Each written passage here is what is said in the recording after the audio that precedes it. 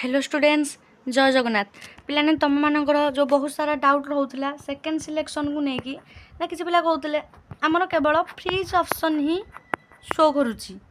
है पे आउ कि पिला कहते आम तीन टाँग शो कर फ्रीज शो कर स्लाइड शो करुच्ची आउ फ्लोट शो करुच्ची किसी पिला पुणी डाउट रोला ना स्लाइड फ्लोट किसी ही शो करूनी आमर तो आम कौन करूँ केमी आम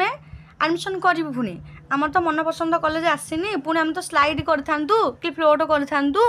तो सेटा तो ऑप्शन नहीं आम केमी करूँ तो ये पे तुम ऑटो स्लाइड ऑटो फ्लोट अच्छी जोटा कि तुम बुझा दरकार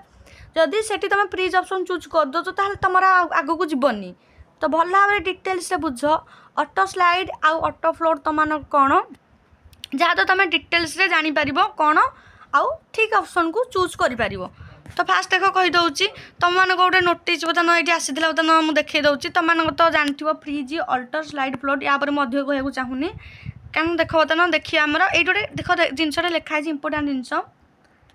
whenever a seat is allocated applicants are compulsory required to choose their option freeze float or slide not choosing an option means the applicant is rejecting the offered seat and will be out of the counseling process in the subsequent round से पिलाने कही यहाँ क्या कही ना जो मैंने कि फास्ट सिलेक्शन रे किसी सीट पाई नथिले जोटी से चेक कला लिखि यू आर नॉट सिलेक्टेड तो से पिला तीन टा ऑप्शन शो कर सब पिला नुह तीन टा ऑप्शन शो कर फ्रीज स्लाइड आउ फ्लोट ये तीन टा ऑप्शन से शो कर जो मैंने आगु टोटाल सिलेक्शन आसी नाला किसी तो से तीन टा ऑप्शन शो कर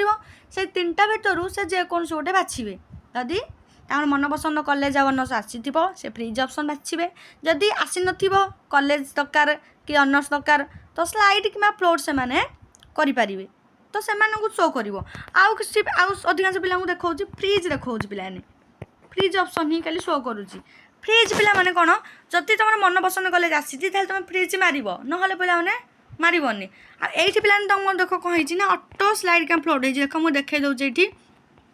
तो तुमने ये लिखी देख in every round the candidate must opt for one option out of the displayed option to change और रिमेन इन द प्रोसेस से कहूँ तुम ये देख एवरी राउंड माने सब राउंड रे गोटे गोटे ऑप्शन तुम डिस्प्ले शो कर ऑप्शन माने चेंज माने प्रोसेस को माने चेंज करने if the applicant does not out for any option जब से किसी ऑप्शन चूज करनी then the previous option will continue till the last round और allotment in the first option से कहूँ तुम जो चूज करनी सेकेंड सिलेक्शन किसी चूज करनी तुम से माने हे चलो माने तो स्टॉप ही हेन तुम जान बुझे दूसरी भल पिलाने जदि तुम फ्रीज से मारिदेव ताल तुम से कॉलेज रही बुझिपारे पिलानी जदि फ्रिज मार दौच कॉलेज रही कि तुम फास्ट सिलेक्शन रे तुमने स्लाइड ऑप्शन चूज कर बुझिपारे फास्ट सिलेक्शन में स्लाइड में फ्लोट ऑप्शन चूज कर सेकेंड सिलेक्शन खाली फ्रिज ऑप्शन तुम मानकर शो कर केवल फ्रिज ऑप्शन शो कर तुम मानकर पकई तीन टा आम कॉलेज धन पकईच गोटे तुम बांकी अटनोस पकईच तापर